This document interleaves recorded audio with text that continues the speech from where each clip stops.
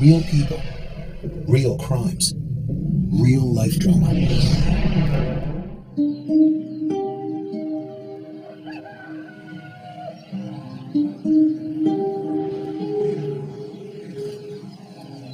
Everybody kind of likes to date a bad boy. Everybody does at some point in time in their life. He was so mysterious and nobody knew anything about him, and I think that we really wanted to know.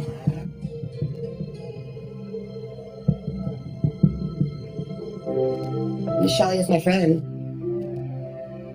She's my best friend. None of this makes any sense. She was a loving person, an amazing mother. For her just to be gone, to vanish, it's not like her. So there were a lot of secrets in that house. A lot of secrets. Were you scared for her? Definitely. We all were scared for her.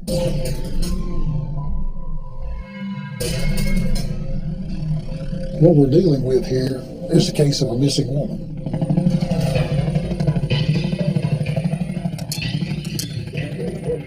My name is Kevin Keel. I've been working this case for over 5 years. Shelly Mook went missing back on February 28th, 2011.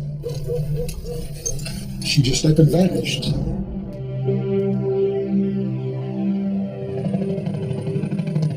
A beautiful young woman. She was 24 years old. A school teacher here in Tennessee.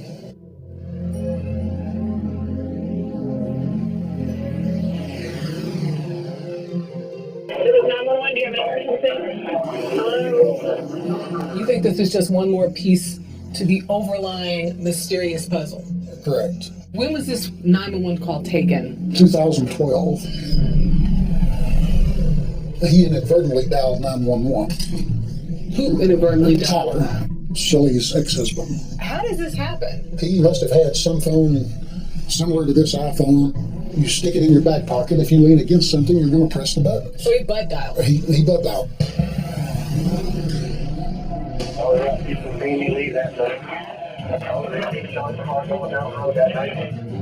No one knows where she is or exactly what happened to her. But I'm pretty damn sure I know who did it.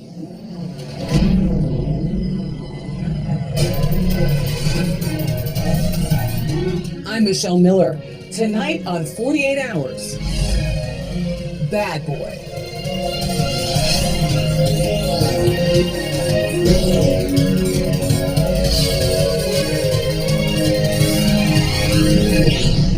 "48 Hours" will be back in 90 seconds.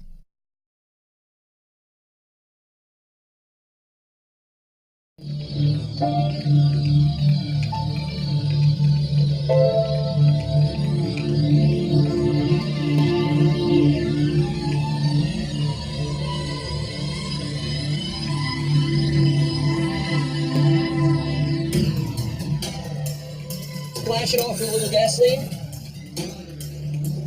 Back when all this happened, I remember hearing a story about the car being found out in the field that had been burnt.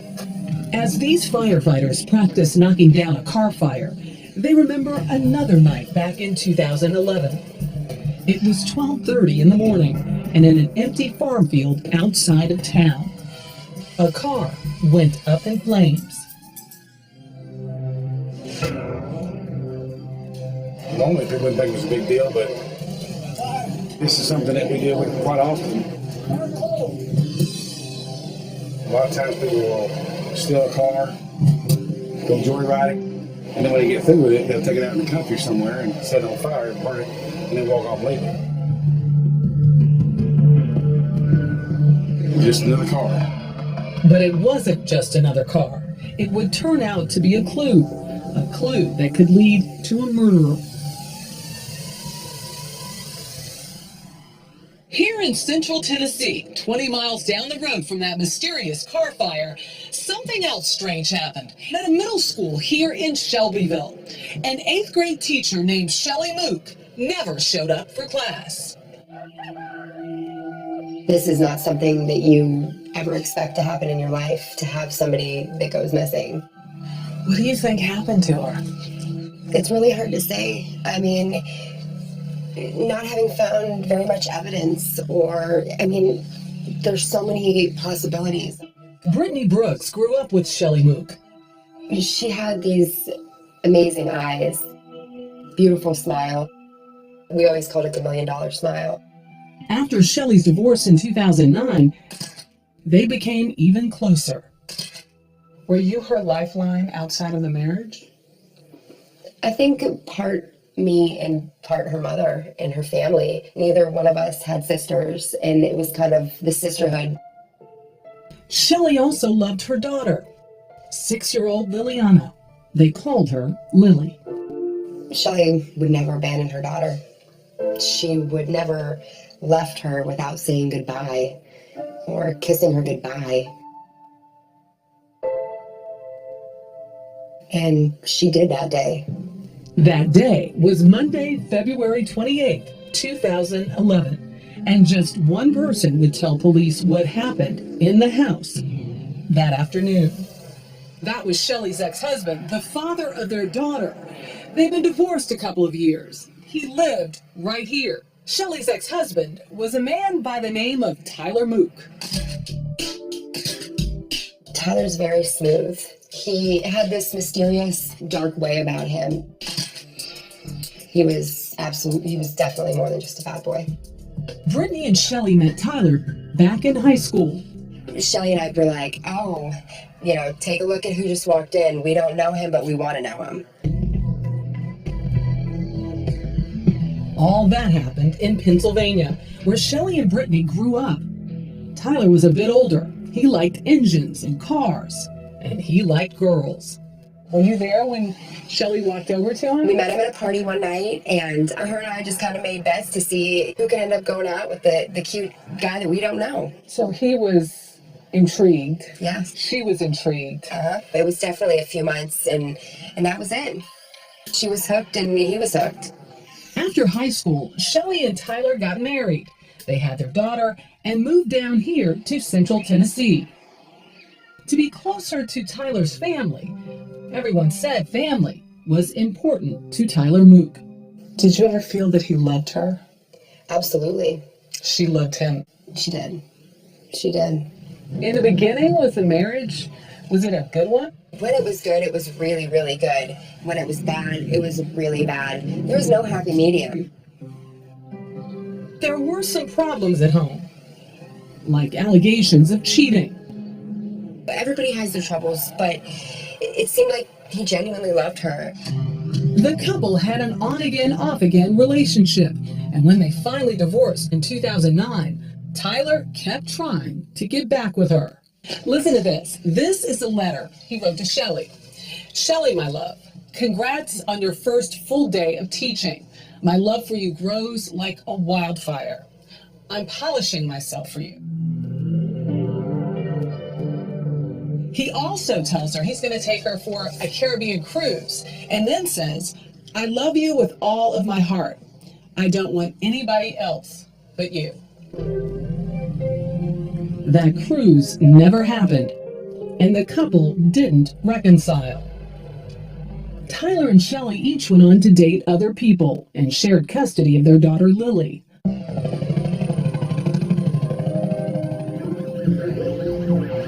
Until Shelley disappeared. Let's talk about that day. That particular day, she taught school, picked up Liliana after school, and picked up a box of Tyler's belongings that she had found. Kevin Keel is a former cop.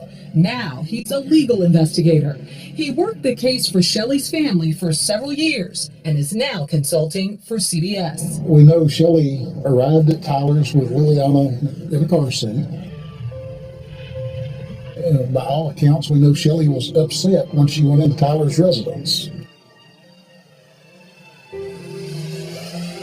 What exactly happened after that is a mystery. The next day, when she didn't show up for work, her mom called police. But it took a while for an investigation to get going. And there wasn't much to go on. I wouldn't say no evidence. There's no direct evidence. There is circumstantial evidence.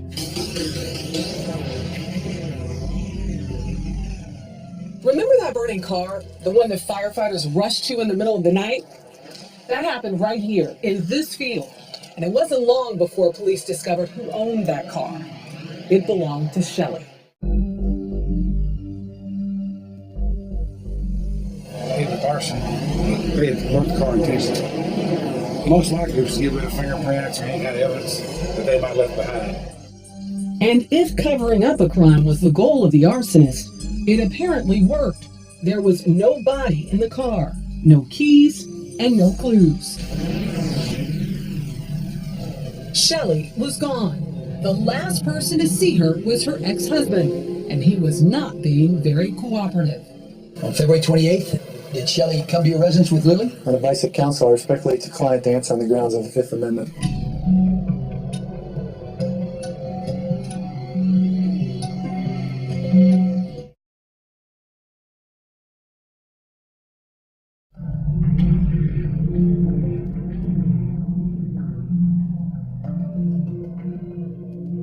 When did you learn that Shelley was missing? It wasn't till Wednesday after she went missing, I got a phone call Where did your mind immediately go? and immediately went to Tyler. Tyler Mook. He was the last person known to be seen with Shelley, and he wasn't being very cooperative. He wasn't even helping with the search. You have to wonder, if you're not guilty, why are you not out searching with us? Why are you not helping us? He never helped. No, not at all. You'd think the police would have been all over him. How did they handle this case, as far as you're concerned? I feel that they dropped the ball in the beginning. It seemed like they thought that she possibly left on her own, and they didn't take our feelings seriously. Our feelings of knowing that this was much more than they knew. How did the police first proceed with this? Did they look at Tyler right away? I can't speak to what they did initially because that was before I became involved. I do know they were at his house searching with a mobile crime lab 3 days after she disappeared. 3 days seems like a long time, but local authorities are not commenting, so we don't know what happened. How frustrated are you that there hasn't been an arrest in this case? I am frustrated. To my knowledge, Tyler has not been interviewed about this case in depth at all. He hasn't been interviewed by the police? To my knowledge, he has not. Tyler may not have been grilled by police, but Shelley's family, fearing his involvement in her disappearance, took him directly to court. Family court. Solemnly swear or affirm to tell the truth, the whole truth, and nothing but the truth. I do. With Shelley gone, someone had to take care of Lily, and that was up to a judge. Shelley's family tried to use the custody case to get some answers about what happened to Shelley. What did you tell Lily about her mother's disappearance? But when Tyler was deposed, he was not forthcoming. On advice of counsel, I respectfully decline to answer on the grounds of the Fifth Amendment. So this is the testimony he gave during that deposition. Yes. On February 28th, did Shelley come to your residence with Lily? On advice of counsel, I respectfully decline to answer on the grounds of the Fifth Amendment. In the deposition, he asserted his Fifth Amendment right against self-incrimination Counsel, 140, 150 times plus. Is that normal? Not if you're innocent. Did you have sex with Shelley on February 28th? yes. What time? On advice of counsel, I respectfully decline to answer on the grounds of the Fifth Amendment. So he refuses to answer that she came over to his house, that she came into his house, but he doesn't have a problem answering, I had sex with her? Correct. For whatever reason, he chose to answer that question during the deposition while refusing to answer numerous other questions. We do have a transcript from another hearing in the custody case. Tyler Mook was more forthcoming in this one. He says that Shelley came over that afternoon and that they spent over an hour talking about problems in her life. Tyler said she broke down crying over a boyfriend who may have been cheating on her. Then Tyler claims they made love while their daughter Lily was in another room. Finally, Tyler says Shelley left to do some errands, leaving Lily and promising to be back before 10 p.m. He says she never came back, and he spent the entire evening with Lily. Tyler says he texted and called Shelley, but only got one mysterious text message back from her around 7 p.m. It said, "I will, babe." But there's one other account of that afternoon. It comes from Shelley and Tyler's 6-year-old daughter, Lily. A child specialist interviewed Lily. What did Lily tell her? On the day her mother went missing, she and her mother went to Tyler's house. Her mother got out of the car. She stayed in the car. Shelley went to the door, appeared upset, went inside, and that was the last time she saw her mother. She never saw her mother inside the house. That's correct. She was taken in the front door and placed in her bedroom with the door closed, with instructions not to come out. It seems that only Tyler Mook knows exactly what happened in that house that afternoon. But during the custody hearings, more allegations about Tyler Mook's behavior before Shelley disappeared came out, and it didn't look good. Court documents say numerous witnesses testified to the father's history of illegal drug use, drug trafficking, violent behavior, and verbal and physical abuse towards mother. The red flag would have been probably the emotional abuse, the verbal abuse. Such as? Just telling her that nobody would ever want her, or she wasn't pretty enough. Would he do this in front of you? He would do it in front of me, other family members. The physical abuse, he would grab her by the wrist. He'd, push her against the wall. Were you scared for her? Definitely. We all were scared for her. In the child custody case, the court ruled in favor of Shelley's family. Her mother got primary custody of Lily and moved her hundreds of miles away. A year passed. As Tyler and his family stewed about the court decision, the authorities seemed no closer to making an arrest in Shelley's disappearance. Then, something really strange happened. 911, what's the address of your emergency? 911 gets a call. For lack of a better word, the caller had butt dialed 911. He apparently did not know the 911 operator was listening to him and recording the call for 22 minutes. The caller was Tyler Mook. You can't take somebody's kid away from them for the next 13 years. That's something that I've never been charged with, or something that somebody said. The call is very difficult to hear, but listen. Mook seems to be talking about that night, the night Shelley vanished, and her car was burned. Oh, there we go. Get the lined up. Oh, they got people seeing you leave that night. Oh, they're showing the car going down the road that night. Oh, somebody seen me walking down the road that night. He was in the garage with his father. They evidently were working with some power tools, probably had the phone in his back pocket, and inadvertently leaned back and dialed 911 without meaning to. What was he worried about the car for? I think he was worried that there may be some evidence linking him to Shelley's vehicle that was found burning around 12:30 a.m. on March 1st. At the end of the phone call, Tyler suddenly realizes he must have accidentally called 911. This is Robin. May I help you?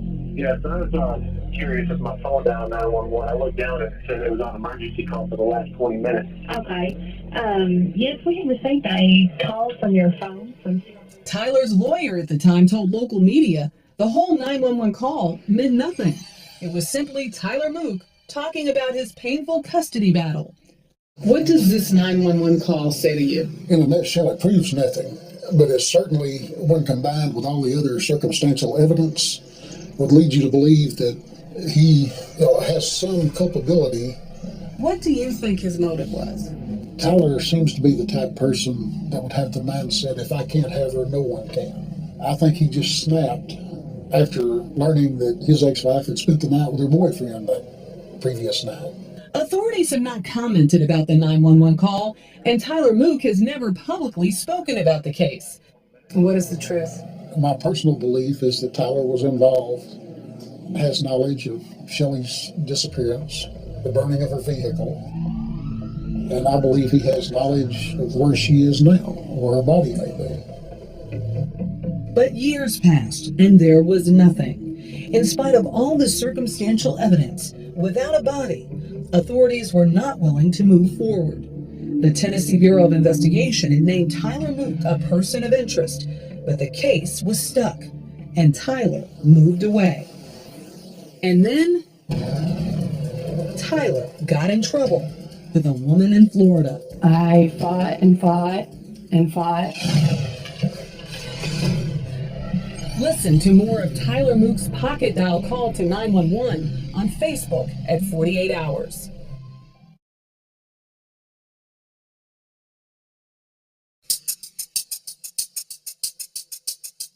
It's been 5 long years since Shelley Mook disappeared. Since then, Tyler Mook, her ex-husband, moved out here to the warm Florida coast to start over. The case of his missing ex-wife Shelley has gone cold. Until this story took an unexpected turn. Tyler Mook had gotten himself into trouble, serious trouble. He attacked a woman in Florida on a boat. He grabbed my sunglasses off my head and he grabbed my bathing suit, like he was gonna rip my bathing suit. The woman was Robin Donath, Tyler's on-again, off-again girlfriend. And then finally he picked me up and he threw me over the side of the boat. That's when he jumped in behind me, turned me upside down, and was holding me under. And I fought and fought, just trying to find bottom, trying to find anything. The attack happened on Tyler's speedboat, here on the Intracoastal Waterway. Tyler and his brother Andrew and their girlfriends were out for some fun in the sun. Robin says she'd have been late to the party, and that made Tyler mad. He was racing his boat through go-slow zones, and when she started complaining, he got angrier. I just kept telling him, slow down. I said, you're gonna hit a sandbar and kill us all. Tyler really lost his temper. He stopped the boat and threw her off. Then he dived in on top of her. And I was just begging him and just pleading him to please let me go. I just screamed, Andrew, please help me. She was screaming, he's trying to kill me, help me, let me on your boat. Dylan Wedgwood and Giuliano Garzia were out on a boat with friends, cruising down the Florida Intracoastal when they came upon an unusual scene. What did you see? We saw 2 people in the water and she was just frantically splashing around. Should people be in this water? I mean, it's kind of murky, it's dark, it's a mess. It's uncommon for you to be swimming up against the mangroves where you can't get to shore if anything does happen. And she was frantically splashing and swimming up to our boat. And we got her to the back of the boat, put down the ladder and got her in right away. And then he started freaking out and like yelling, and she was back here crying. He was freaking out at you two? Yeah, kind of at everyone, yeah. He just looked extremely pissed off. Giuliano and Dylan took Robin back to the dock. A police officer happened to be there. When Robin told the cop Tyler tried to drown her, Tyler was arrested and eventually charged with attempted murder. Surprisingly, Robin says he wasn't violent when they began dating. Very charming, like a perfect guy, pretty much. They were introduced by a friend and hit it off right away. Hi, I'm Tyler. And I said, hi, I'm Robin. And we were together every single day. He filled the void of a guy that I needed. But Robin was curious about Tyler, and after a couple of months of dating, she Googled him. His ex-wife was missing, and he was the main person of interest. He was the last one to see her. And he just said, don't believe anything that you see on the internet. None of it's true. And he just pretty much told me that she was dating a guy overseas or something, and he thinks that she just left and went overseas. Robin says she was skeptical of Tyler's story and a little freaked out when she saw Shelley's photograph. She resembled me, blonde hair, around the same age. Pretty. Down in Florida, Robin wasn't the only woman who found Tyler charming. And I was like, you've got to be kidding me. And I was like, Erica Tucker and her fiance met Tyler through work, and the couple ended up spending a lot of time with him. the first question that I always had was regarding, how are your children? How are the kids doing, Erica? And I always thought that was very nice of him. One day, she too found out he was suspected in the disappearance of his ex-wife. I said, Tyler, like, did you do that? You asked him that? I did. And he looked at me and he said, no, I didn't do that. He goes, You know me, Erica. Do you think I would do something like that? I didn't do that. Even Erica's friends seemed okay with Tyler. So my best friend was coming over and she's like, Erica, which one is the one that they think is, the murderer? And I was like, Tyler, the tall, handsome one. And she was like, get out. He was the nicest person here. Let's fast forward to the incident here in Florida. I was scrolling through Facebook and somebody shared a link and I was like, holy goodness. And I was like, honey, you got to see this. This is, Tyler was arrested for doing this. You knew they had a volatile relationship. They would break up and get back together, break up and get back together. And I knew that they would have arguments between them. But when she claimed he tried to kill her, what was your reaction? I was shocked. I was shocked. But what shocked Erica Tucker more was the severity of the charges. He grabs a hold of Robin, and he holds her down, under the water. Tyler Mook stood accused of attempted murder.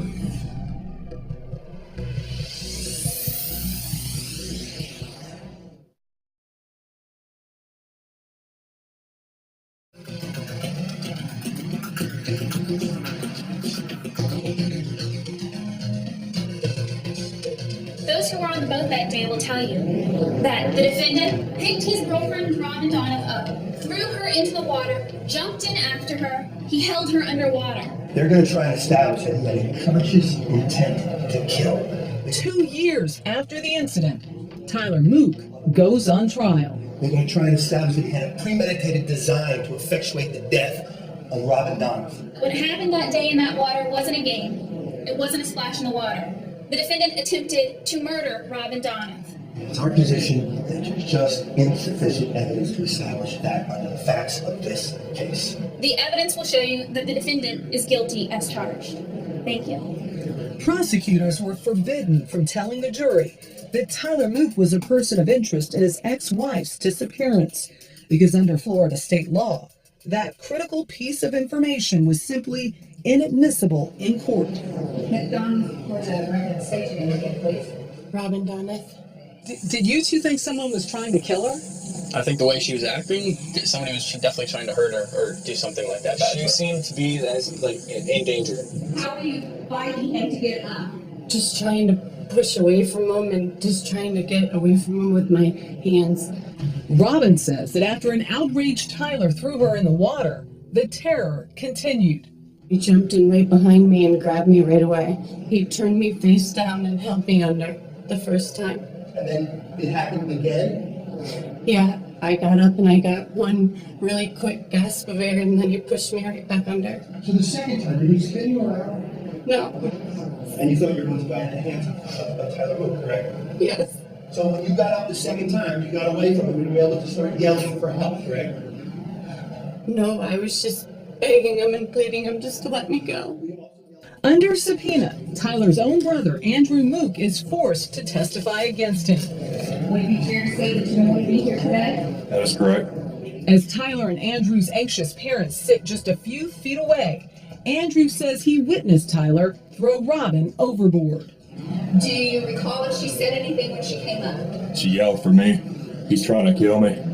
Responding to Robin's pleas for help, Andrew says he jumped into the water and wrestled Robin from Tyler's arms. What did you do towards your brother? Put him in a chokehold. Okay, when you say you put him in a chokehold, using me, tell me what you did. Okay. And when you did that, what happened? He let go of her, swam back to the boat.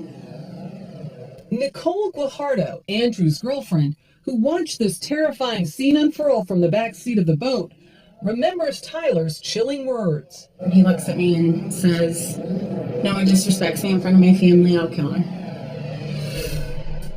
The evidence is not going to suggest that he should win any awards for Boyfriend of the Month or get on the cover of Gentleman's Quarterly. He was wrong.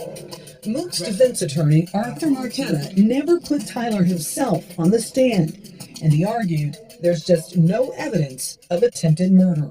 When you hear what happened, it just doesn't seem to make sense. Robin was able to yell for help. Robin was able to scream for the other boat. She didn't need mouth to mouth. She didn't need to be resuscitated. She didn't need CPR. She got back on the other boat. If Tyler Mook was guilty of anything, says his lawyer, it was of behaving badly. So he throws her in the water. It's not as if he threw her into the rocks or threw her into the trees or into the mangroves. He threw her into the water as if he's throwing her into the pool. Robin was drowning. Robin was fighting for her life. He doesn't stop there either. After 3 days in court, the trial was over. What he did was moronic. What he did was probably wrong and rude. But not an attempt to kill. I'm asking you to find him not guilty. It's not an attempt to kill. Hear more from Robin Dunnett at 48hours.com.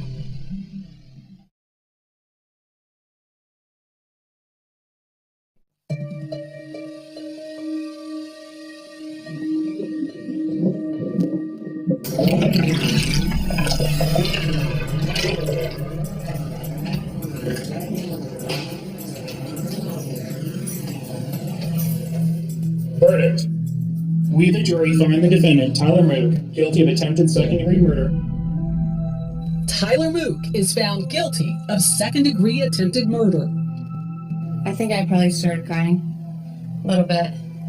Just happy, I guess, that he was convicted of what he deserved. Mook is sentenced to 12 years. And just happy that he's gonna stay away from me. With Tyler in jail for a violent crime against his girlfriend, what will this mean for Shelley's case back in Tennessee? How did you react to the news that Tyler had been arrested for attempting to kill his new girlfriend? Knowing what I did about Tyler's violent temper, his controlling nature, didn't surprise me. What did surprise me is learning that Andrew stepped in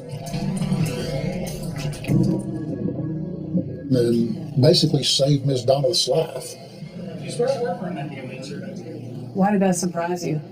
Primarily because of the lack of involvement in locating Shelley and learning what happened to her up here. Do any of the family members hold the keys to this case? All I can do is guess at that, but it would be hard for me to believe after listening to the 911 call. They can't prove that. And they know that there's better chance of leaving. They want to come arrest you. That no one had a clue what was going on. Would it surprise you that his family would do anything to protect him? No, absolutely not. I think his family would go to the end of the earth to protect him, no matter what it took. Brittany Brooks stood up for her friend Shelley, but throughout 48 Hours investigation, You solemnly swear or affirm to tell the truth, the whole truth, and nothing but the truth. before and after Tyler Mook's trial, we have reached out to Tyler, his family, And you would lie for him to keep him out of the penitentiary? No, sir. and past and present lawyers. No one has been willing to defend Tyler. No one except his friend Erica Tucker. When you hear about everything in Tennessee, it's scary and it's very upsetting, I think, for everybody involved in this. However, I also know that he hasn't been charged with anything regarding Shelley. I decided in my heart that I will never know the answer or the truth, and I'm not here to judge him. Erica, his parents haven't talked to us.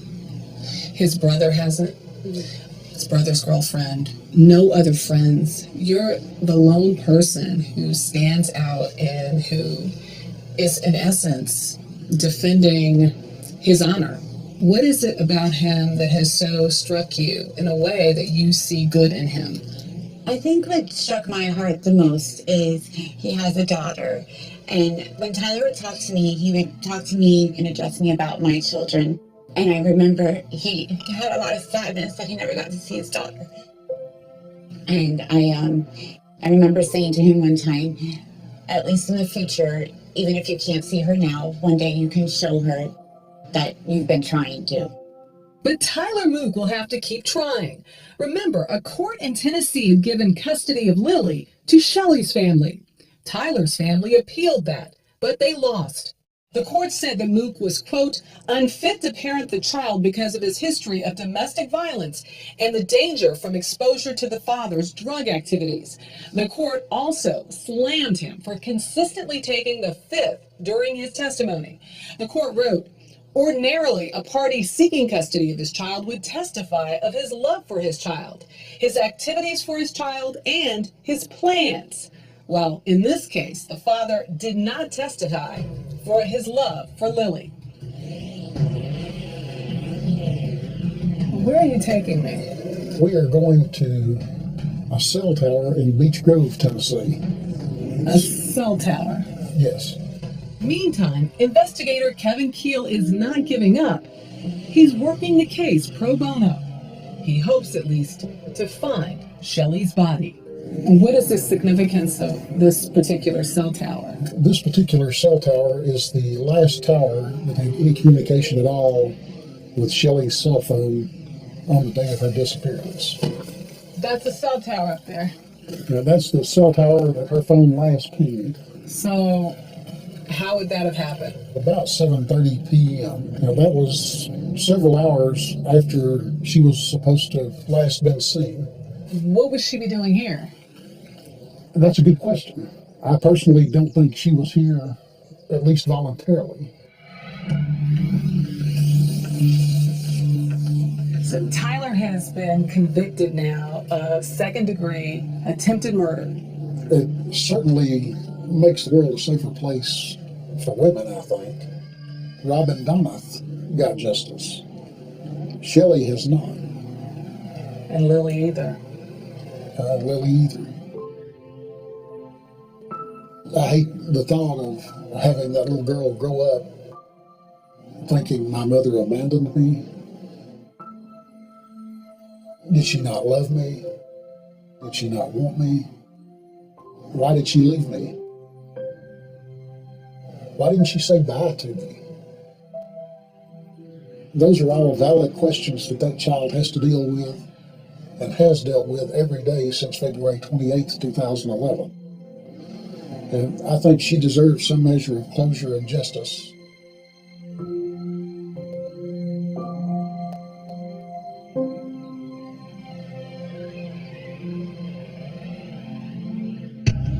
Tyler Mook remains a person of interest in the disappearance of his ex-wife. Shelley and Tyler's daughter Lily still lives with Shelley's mom.